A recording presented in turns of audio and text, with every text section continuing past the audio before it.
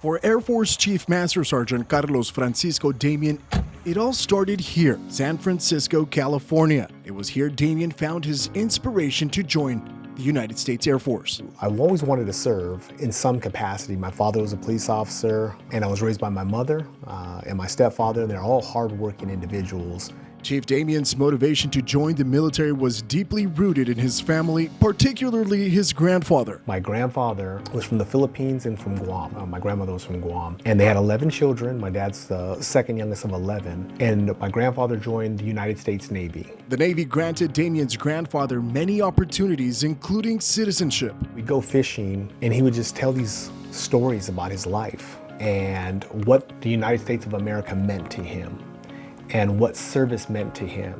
The stories shared during peaceful moments of fishing at Mare Island ignited a spark that would drive him toward a career of service. Deciding between branches of the military, it was an aerial experience that would solidify his choice. I had a friend that his dad was in the Air Force because I was thinking about joining the Navy, just like most young folks. I'm thinking about the Navy, I'm thinking about the Marine Corps, I'm thinking about the United States Army. I went to an air show at Travis, so I believe that those are very big motivators. I saw the Thunderbirds, I walked through a C-5, and a few years later, I would be out there working flight lines, similar to the flight line in Travis. So 26 years later, Damian has been able to visit all 7 continents and has received numerous awards and recognitions.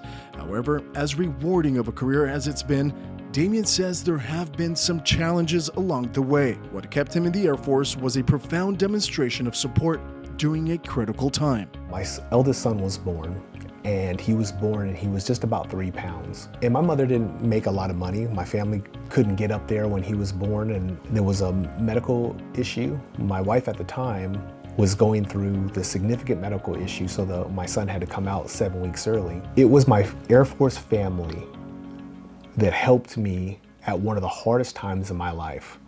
Struggling, she was inundated with having to stay in a dark room. She was sleeping most of the time. She couldn't see the baby. It was just me and me in a neonatal intensive care unit with a 3-pound baby, a first-time father. And it was my Air Force family that knew that I was struggling at that neonatal intensive care unit for almost 9 weeks, was there for me. But that's one of the biggest impacts early on in my career.